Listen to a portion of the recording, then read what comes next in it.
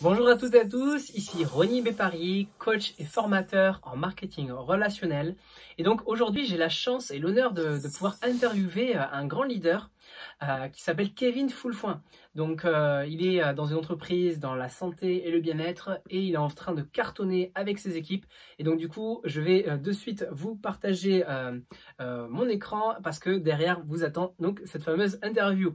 Et aussi au petit rappel, si jamais vous voulez profiter de tous les conseils et astuces de cette chaîne, n'hésitez pas non seulement à vous abonner, mais aussi à activer la petite cloche pour recevoir les notifications et les nouvelles vidéos pour tout simplement avancer encore plus rapidement dans votre activité en ayant vraiment vraiment de bons astuces et conseils.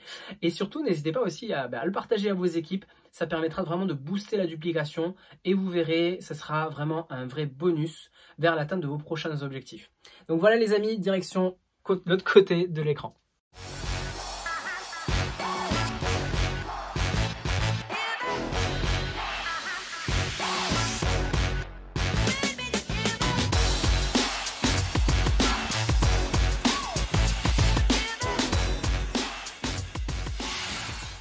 Bonjour Kevin, j'espère que tu vas bien. Je te remercie pour le temps que tu vas prendre aujourd'hui pour cette interview, pour partager un peu qui tu es, un peu quelques conseils et astuces à notre communauté des bâtisseurs MLM.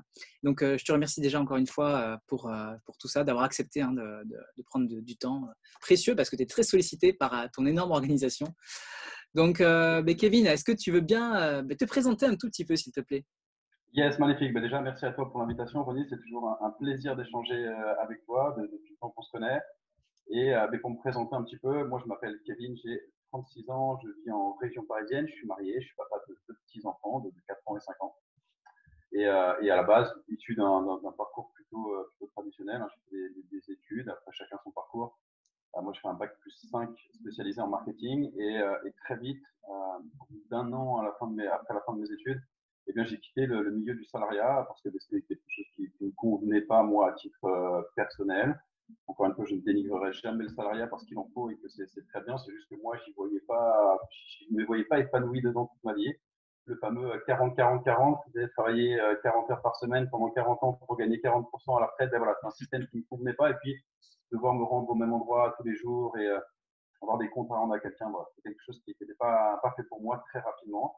Et pourtant, j'étais voué un petit peu à ce système-là de par mes études. Et donc, voilà, j'ai franchi la barrière et ne sachant pas ce qu'il y avait d'autre, eh bien, je suis passé de salarié à entrepreneur et j'ai créé une première société dans le déménagement sur Paris, dans le 13e arrondissement. Et puis, ça a très bien fonctionné. Alors, j'en ai créé une deuxième à côté de la Tour Montparnasse, dans le 14e. Et pendant quasiment une dizaine d'années, j'en ai très, très bien vécu financièrement. Et puis, voilà, la naissance de mes enfants, ça m'a fait prendre conscience de certaines choses et notamment d'une chose très importante, c'est que l'argent c'est bien et je vivais très bien financièrement, mais finalement l'argent sans le temps, ça n'a pas trop de sens. Et qu'en fait, moi, après on a tous nos critères différents, à moi, la chose la plus importante pour moi que je recherche, c'est le temps. Et ça, je l'avais plus du tout en étant entrepreneur. Hein, pour ceux qui sont entrepreneurs, vous savez de quoi je parle, notamment pour les petites entreprises où c'était le cas. Et on est à la fois au four et au moulin, et puis on travaille 6 jours sur 7, voire 7 jours sur 7, très tôt le matin, très tard le soir. Et du coup, voilà, c'est quelque chose qui commençait à plus trop me convenir, et je voulais passer du temps avec mes enfants, les voir grandir, mais sans savoir vraiment ce que je pourrais faire. Et du coup, une dame d'une cinquantaine d'années, que je remercie encore aujourd'hui, Sandrine, petite dédicace, eh bien, l'année est venue me parler sur une réunion de réseau. Je faisais déjà beaucoup de réunions de réseau pour développer le business. Et puis, elle est venue me parler. Elle m'a dit, écoute, Kevin, je vois un petit peu le profil que tu as, je vois ce que tu recherches. J'ai quelque chose qui va beaucoup t'intéresser. Et puis, voilà, elle m'a présenté une compagnie dans le marketing de réseau. J'ai mis un petit peu de temps avant de vraiment comprendre les tenants et aboutissants. Et puis, à cet événement-là, voilà, déclic total. Et du coup, j'ai pris une décision radicale à la fin de cet événement. La décision de complètement changer ma vie. C'était il y a 3 ans et demi, c'était en juin 2017. Voilà, 3 ans et demi après, de force est de constater que j'ai complètement changé ma vie aujourd'hui. Ça n'a pas été un long fleuve tranquille, ça a été rempli de challenges, ce parcours, mais voilà, c'est mon parcours et je le changerai pour rien au monde puisque aujourd'hui j'en suis là où je rêvais d'en être il y a 3 ans et demi. Voilà un petit peu pour me présenter. Excellent. Mais justement, c'est vraiment super parce que tu as répondu à ma deuxième question, c'était de savoir comment tu as rencontré le marketing de réseau. Du coup, je vais te poser une autre question, c'est comment ont été tes débuts, pardon. Qu'est-ce que tu as fait au début? Est-ce que tu as réussi de suite ou est-ce que tu as galéré ou voilà, quels ont été tes obstacles? Est-ce que tu peux nous partager tout ça? Ça a été pour moi très compliqué parce que, alors encore une fois, gratitude pour cette dame qui m'a lancé là-dedans. C'était quelqu'un qui démarrait aussi le marketing de réseau. Donc je lui en veux pas du tout, mais elle connaissait pas du tout les rouages du marketing de réseau et j'ai pas été vraiment accompagné au départ. Et en fait, je me suis lancé un petit peu seul suite à ce fameux événement. Euh, et, euh, et j'ai fait comme bon me semblait à ce moment-là, hein, sans aucun conseil, sans rien du tout. Du coup, voilà, hein, très simplement, j'ai fait toutes les erreurs possibles et imaginables qu'on fait au début. Hein, donc, c'est très bien. Mes débuts, en fait, on pourrait le filmer et dire, OK, qu'est-ce qu'il ne faut pas faire dans le marketing de réseau et montrer mes débuts, quoi, parce que j'ai été agressif, dans le bon sens du terme, hein, mais j'étais agressif avec tout mon réseau chaud. Alors, je suis allé les voir, je les ai saoulés sur cette opportunité. J'ai mis des posts sur Facebook dès mon premier jour où j'ai commencé. Oh là là, je fais quelque chose d'incroyable, ma vie va changer, venez me voir. Enfin, vraiment, hein, tout ce qu'il ne faut pas faire. Mais qu'est-ce qui s'est passé évidemment, hein, c'est que tout mon réseau, ils se connaissaient, hein, ils se sont tous contactés un petit peu entre eux. Ils ont dit, mais Kevin, il est parti complètement en vrille, il fait n'importe quoi, il est rentré dans un système pyramidal, dans un truc. Autant te dire que dès que je prenais mon téléphone pour appeler un ami, il me disait, ouais, Kevin, écoute, si c'est pour me parler de ton truc, j'en ai entendu parler, je comprends pas que tu fasses ça, c'est même pas la peine de continuer la conversation. En fait, on m'a fermé toutes les portes. Je me suis fermé toutes les portes au départ. Donc, écoute, le pire départ qu'on puisse prendre dans le marketing web. C'est ça mon départ. Fantastique. C'est génial parce que du coup, tu nous montres que tu as fait comme tout le monde, tu t'es vraiment foiré et pourtant, tu n'as pas abandonné. Et la preuve aujourd'hui, hein. Aujourd'hui, bon, Kevin, je ne sais pas s'il va vous le dire, mais moi, je me permets, si, je pense on verra si on coupe ou pas, mais je ne pense pas qu'on va couper, mais il fait des revenus à 5 chiffres aujourd'hui, seulement 3 ans et demi après le démarrage dans le marketing relationnel. Et c'est juste extraordinaire. Donc, il a un parcours vraiment qui a commencé vraiment de la pire des manières et qui aujourd'hui montre qu'il faut faire preuve de persévérance, je pense. Clairement, clairement, clairement. Écoute, je vais rebondir très rapidement là-dessus, mais c'est le conseil. N'abandonnez pas quel que soit vos résultats au départ parce qu'en fait, il y a toujours possibilité, même quand on se trompe quelque part dans la vie, il y a toujours possibilité de rebondir de X manière. Donc, voilà, croyez en vos rêves. Et moi, c'est ça, hein, c'est que j'ai vraiment une détermination. Je n'avais pas de plan B, en fait. Hein. Je savais que c'était cette industrie qui était faite pour moi. Je savais où j'allais aller.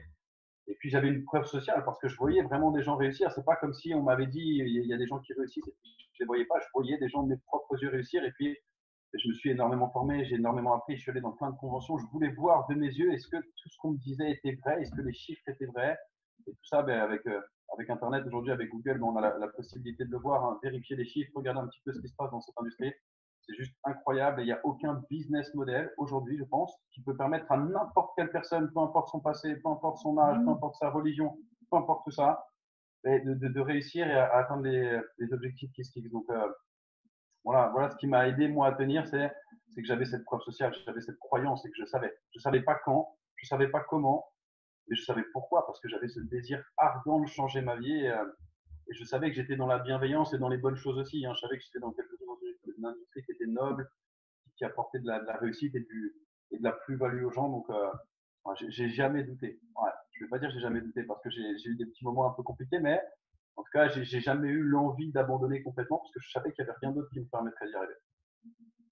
Génial. Je pense que tout est dit, on peut arrêter l'interview. Du coup, ok, donc si je comprends bien, donc tu es en train de tout rater, tu fais n'importe quoi à tes débuts et en fait tu as décidé de quand même persévérer. Donc tu es allé te former, tu as assisté à des formations, si je comprends bien. Et ensuite, qu'est-ce que tu as fait qui a fait que tu as eu des résultats? En fait, je pense qu'à chaque action, mais ça c'est un petit peu l'esprit d'entrepreneur que j'avais, du coup, qui m'a un petit peu servi quand même si c'est un système différent. Et le conseil que je peux donner à tout le monde, c'est vraiment remettez pas tout en question, mais soyez assez humble pour désapprendre et réapprendre, parce qu'on est vraiment dans un système différent. Donc j'ai eu cette humilité de tout désapprendre pour réapprendre, mais je me suis servi quand même de certaines choses que j'avais connues dans l'entrepreneuriat. Il y a une des choses qui est importante selon moi, c'est qu'en fait, à chaque fois que j'ai mis des actions en place, et j'ai analysé ces actions et j'ai analysé qu'est-ce qui allait pas. Est-ce que c'est mon approche qui était pas bonne? Est-ce que c'était un petit peu trop direct, un petit peu trop agressif en fonction de la réaction des gens? Et puis, petit à petit, en fait, j'ai ajusté un petit peu le tir, un petit peu comme un tireur d'élite ou un sniper, en fait. On voit un petit peu le vent, il est un peu plus sur la gauche, un peu plus sur la droite, mais j'ai ajusté un petit peu tout simplement. Et puis, jusqu'à trouver ma manière à moi qui me correspondait. Et en fait, il n'y a pas une seule manière de faire dans le marketing de réseau, sinon on donnerait le secret à tout le monde et puis tout le monde réussirait. Mais on a tous un petit peu notre petite touche personnelle et on doit tous trouver ce qui nous correspond à nous. Et bien voilà, j'ai ajusté un petit peu tout ça et j'ai trouvé ma manière à moi de fonctionner. Et puis voilà, une personne, puis une deuxième, et puis après j'ai travaillé en profondeur. Et puis voilà, ça a amené 2, 5, 10, 15, 20 personnes. Et puis après, voilà, tu connais un petit peu remis les leviers du marketing de réseau et puis ça peut aller très vite, quoi. Donc, Génial. Mais je vais voilà. rebondir sur ce que tu viens de dire. Donc, tu viens de parler de travail en profondeur. Donc, toi, tu as réussi à devenir un tireur d'élite, donc un super sniper. Mais comment as-tu fait pour travailler en profondeur, faire en sorte que les autres deviennent meilleurs? Alors déjà, je me suis servi des erreurs que j'ai faites en essayant de faire en sorte que les gens ne fassent pas les mêmes erreurs que moi au départ, donc d'essayer de leur permettre d'avoir un meilleur démarrage et de pas cramer tout leur réseau dès le départ en faisant ce que j'ai fait à mon démarrage et, et vraiment en essayant de leur apporter petit à petit ce qu'ils avaient besoin. C'est-à-dire de ne pas leur donner 100% de tout ce qu'il faut savoir dans le marketing de réseau parce qu'en fait, il n'y a pas d'intérêt au départ de tout comprendre, de tout connaître, de comprendre dans les moindres détails le plan de rémunération dans la société dans laquelle on est. Donc, tout ça, ce n'est pas des détails, des choses qui sont importantes. Donc, quand je démarre quelqu'un, je fais vraiment attention de lui transmettre ce qui est vraiment important pour lui, pour son premier jour. Donc, en termes de mindset, et puis après, en termes de technique, comment est-ce qu'il va contacter les personnes, qui est-ce qu'il va contacter, de quelle manière, tout en étant proche de lui, en l'accompagnant, et puis encore une fois, en rectifiant un petit peu le tir de personne en personne, parce que je sais que la première personne qui va appeler, ça ne va pas être parfait, la deuxième non plus, la dixième non plus, mais plus le temps va passer, et plus on va tendre vers cette perfection, ou en tout cas vers quelque chose une invitation qui est bonne. Et puis ensuite, voilà, moi je suis vraiment là pour accompagner les gens et pour leur mâcher le travail un petit peu au début. Et puis après, petit à petit, les rendre de plus en plus autonomes, tout en étant présents jusqu'au moment où ils sont 100% autonomes, ils sont des adultes et puis ils gèrent leur business. Génial. Et aujourd'hui, maintenant que tu as une très, très grosse organisation, j'imagine que c'est compliqué d'accompagner tout le monde à la fois. Comment fais-tu? C'est une bonne question et ça a été mon défaut pendant très longtemps, c'est que j'ai voulu en fait apporter à tout le monde la même chose. Et du coup, je me noyais sous les zooms, quoi, Je passais de 8h le matin à 23h le soir. Et puis finalement, je voyais que c'était pas si productif que ça parce qu'à force de vouloir aider tout le monde, on finit par aider personne malheureusement. Donc, il faut faire des choix et on apprend que dans le marketing de réseau, notre rôle en tant que leader, c'est d'identifier et de révéler des leaders. Donc, je me suis focus un petit peu là-dessus et j'ai appris à identifier des futurs leaders. Et encore une fois, c'est pas que en fonction de leurs résultats sur les démarrages, c'est plus une attitude générale. Est-ce que les gens sont coachables? Est-ce que les gens sont déterminés? Est-ce qu'ils sont prêts à passer à l'action? Est-ce qu'ils sont prêts à réellement changer les choses? C'est plus une histoire de mindset que de compétences de base. Et une fois qu'on a identifié la bonne personne, et là, on peut travailler très fort avec cette personne-là et jusqu'à la rendre entre guillemets autonome. Et puis ensuite, lui apprendre à dupliquer, lui apprendre à apprendre. Une phrase que j'aime beaucoup, c'est teach how to do and you can get rich, and teach how to teach, then you can go to the beach. Bon, je vais la traduire en français. Apprends à quelqu'un à faire quelque chose et tu peux devenir riche. Apprends à quelqu'un à apprendre et tu peux partir à la plage. Là, j'aime beaucoup cette phrase parce que c'est exactement ça. D'abord, on apprend aux gens à faire des choses, et ensuite, on leur apprend à apprendre, et puis elle est là la bonne duplication. Donc voilà un petit peu, je ne m'occupe pas de tout le monde malheureusement, mais alors il y a une statistique, j'ai plus le chiffre exact, mais qui dit que si tu arrives à transformer, à changer la vie de 10 personnes, et si tu apprends à ces 10 personnes à changer la vie de 10 personnes, je crois qu'au bout de 7 ou 8 générations, tu as changé la vie quasiment de la planète entière. C'est assez colossal l'effet de levier que tu as quand tu aides des personnes. Donc voilà, le focus, c'est pas d'aider tout le monde, c'est d'aider les bonnes personnes et c'est déjà très bien. Excellent. La réponse est juste géniale. J'adore. Donc, est-ce que tu lis? Est-ce que tu lis ou écoutes des audios? Est-ce que tu regardes des vidéos? Donc, quel que soit le sujet.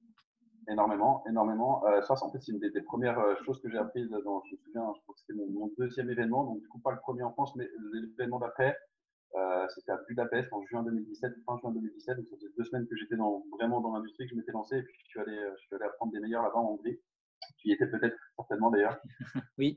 Et du coup, je me souviens d'un des speakers qui nous disait le matin, en gros, est-ce que ce matin vous avez lu vos 10 pages? Mais moi, je me sentais bête parce que je ne les avais pas lues. Et en fait, il expliquait, il dit, OK, mais si vous n'avez même pas lu vos 10 pages, qu'est-ce que vous faites ici en fait? Qu'est-ce que vous voulez apprendre quelque chose si vous n'avez même pas fait la base pour commencer votre journée? Et du coup, bah, voilà, il y a des phrases qui me sont restées, hein, leaders are readers, donc les leaders sont des lecteurs. Oui. Et oui, j'ai une vraie discipline par rapport à ça. Et oui, je lis tous les jours. Et évidemment que c'est hyper important et que c'est une des clés du succès, hein. Alors, la lecture, ou t'en as parlé, hein, ou des audios, ou des vidéos. Moi, c'est un petit mix un petit peu plus simple. J'écoute aussi beaucoup d'audio. Je regarde certaines vidéos aussi. Je suis abonné à certaines chaînes YouTube. Donc, voilà, j'en ai besoin, en fait, hein. J'ai besoin de puiser cette énergie, d'apprendre continuellement. Et oui, je réentends régulièrement les mêmes choses, mais ça s'ancre de plus en plus dans mon cerveau comme quelque chose de normal. Et c'est ce qui fait, il y a des gens qui me disent, mais Kevin, oui, mais je suis pas comme toi parce que toi, tu as une bonne élocution, tu sais de quoi tu parles. Mais en fait, ça vient aussi grâce à ça, quoi. Parce que, à force d'entendre tout le temps les mêmes phrases, les mêmes choses, mais forcément, hein, ça s'ancre dans notre cerveau et puis on a beaucoup plus de facilité à le ressortir à l'oral quand on échange. Donc, oui. Mais est-ce que tu veux bien nous dévoiler quelques secrets, quelques livres, audio et vidéos qui, toi, t'inspirent beaucoup et qui te parlent, qui t'ont permis d'évoluer? Il y en a énormément. Je vais déjà donner mon tout premier parce que je suppose que cette chaîne-là ou cette interview va peut-être servir à des gens qui sont complètement néophytes, qui n'ont jamais fait, qui n'aiment pas la lecture, et je peux le comprendre. Et je vais vous donner le tout premier livre que j'ai lu et que tout le monde peut lire très facile. Ça s'appelle Qui a piqué mon fromage? Je crois que c'est John Spencer.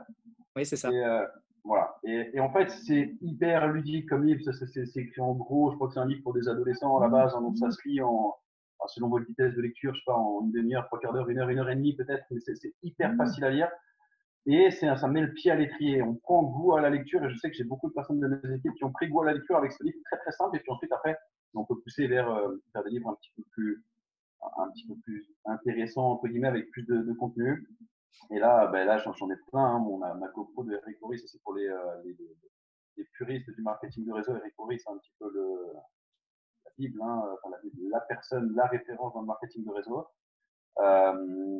Après, moi, j'ai très impacté par un livre en particulier qui est Réfléchissez et devenez riche. Voilà. Robert Kiyosaki, pareil, de très bons livres, hein, que ce soit Père riche, Père pauvre, Le cadran du cash flow. Voilà. Il y a vraiment de très bons livres. Je ne vais pas vous en donner trop, mais déjà, avec ces quelques références-là, vous allez vraiment mettre le pied à l'étrier et changer certaines choses. L'effet cumulé de Darren Hardy, voilà, je pourrais en sortir des livres parce que très, très bon. Hein. Génial, super. Et quelle est ta vision pour les années à venir du marketing relationnel? En fait, je pense que on dit toujours qu'on passe par trois chemins quand on est quelque chose. Le premier, c'est qu'on est des fous. Le deuxième, c'est qu'on est dangereux. Et puis le troisième, c'est que en fait, finalement, c'est quelque chose de normal, de sensé et de logique. Alors, c'est pas exactement ça le terme. Je sais plus ce que c'est le truc, mais c'est un peu ça en fait. Je pense que le marketing de réseau, au départ, c'est quelque chose qui est très décrié par beaucoup de personnes. Et moi, je le vois en 3 ans et demi, mais de plus en plus, en fait, les gens sont ouverts à écouter et à entendre parler d'opportunités et de marketing de réseau. Transiter vers la phase d'évidence. Voilà, on est en train de transiter vers cette phase d'évidence de plus en plus. Et il y a 3 ans et demi, ce n'était pas le cas. Hein. Donc, je le vois vraiment, les gens qui étaient complètement fermés, voire qui ont critiqué un petit peu ce que je faisais. Mais aujourd'hui, avec Covid, avec le télétravail, avec le chômage partiel. Exactement. En fait, je pense que ça devient quelque chose de sensé d'avoir une activité en ligne. Alors, dû au Covid, mais dû aussi à l'automatisation. Je pense qu'on le voit, ça fait des années qu'il y a de plus en plus de métiers qui sont amenés à disparaître. On voit les caisses automatiques dans les supermarchés, on voit les logiciels qui permettent de gérer la comptabilité, là où avant il y avait des comptables qui étaient terres. Je donne des exemples parmi des milliers, mais de plus en plus, malheureusement, il y a des métiers qui sont amenés à disparaître. Donc, bien, ça devient censé d'avoir des métiers en ligne et des métiers qu'on puisse faire à domicile. Et puis là, évidemment, avec la situation sanitaire qu'on vit depuis 1 an, avec le Covid, voilà, ça prend tout son sens. Hein, de plus en plus de personnes ne peuvent pas travailler, on ne peut plus se rendre exactement où on le veut et travailler en présentiel physiquement quelque part. Donc, travailler de chez soi, le marketing de réseau est une solution, il y en a d'autres. Pour moi, c'est la solution pour tout le monde, mais il y en a d'autres. Mais oui, travailler de chez soi et le marketing de réseau, c'est quelque chose qui va exploser. D'ailleurs, Forbes en parle, j'ai plus les chiffres exactement, je ne sais plus en combien de temps, mais c'est des dizaines et des dizaines et des dizaines de millions de personnes qui, dans les prochains mois, prochaines années, vont démarrer une activité à domicile et une activité dans le marketing de réseau. C'est juste une évidence. Carrément. Bon, je te remercie énormément pour cette magnifique vision. Tu voulais compléter quelque chose? Non, j'allais dire donc en fait, tout simplement, la vision, elle est que qu'il n'est jamais trop tard pour commencer et que le bon timing, c'est votre timing à vous, mais que évidemment qu'on va tous y venir petit à petit et que plus tôt plus tôt on s'y intéresse. Et c'est ce que j'invite les gens, c'est pas forcément à démarrer, mais juste aller chercher auprès de personnes comme Ronnie, auprès d'autres personnes qui sont dedans, mais aller chercher l'information avec les bonnes personnes, les personnes qui le vivent vraiment de l'intérieur. Allez chercher la bonne information. Après, vous le faites, vous démarrez pas, mais ce qui est toujours important, c'est de s'informer et d'avoir tout ce qu'il nous faut entre les mains pour prendre les bonnes décisions. Donc, voilà. J'invite juste tout le monde à aller prendre l'information. Excellent. Mais je te remercie énormément, Kevin, pour cette magnifique interview. Il y a vraiment de belles pépites dedans. J'espère te recroiser, hein, ça me ferait vraiment plaisir. Mais je vais venir bientôt sur Toulouse. Bon, je suis plus à Toulouse, je suis dans le Loir-et-Cher désormais. Ah, ok. Eh bien, voilà, on aura l'occasion de se recroiser, j'en ai aucun doute. Il n'y a pas de problème, avec grand plaisir. Donc, on va mettre fin à cette interview et j'espère que vous, la communauté de Bâtisseurs MLM, ça vous a plu. N'hésitez pas à émettre des questions en dessous de cette interview. Je suis sûr que Kevin ou moi-même, tous les deux, on prendra plaisir à répondre aux différentes questions. Et n'hésitez pas à partager cette interview à vos équipes pour leur faire peut-être prendre le déclic avec quelqu'un qui fait vraiment beaucoup de chiffre d'affaires pour son entreprise et donc a beaucoup de commissions. C'est quelqu'un qui a beaucoup d'expérience aujourd'hui, qui a une expérience d'entrepreneur de plus de 10 ans, maintenant que vous l'avez entendu. Je pense que c'est vraiment de la valeur ajoutée à vos équipes. Donc, n'hésitez pas à la partager. Et enfin, je vous donne rendez-vous au sommet. Devenez de vrais professionnels de marketing réseau, devenez de vrais bâtisseurs MLM. Ciao, ciao les amis. Merci Kevin. À plus.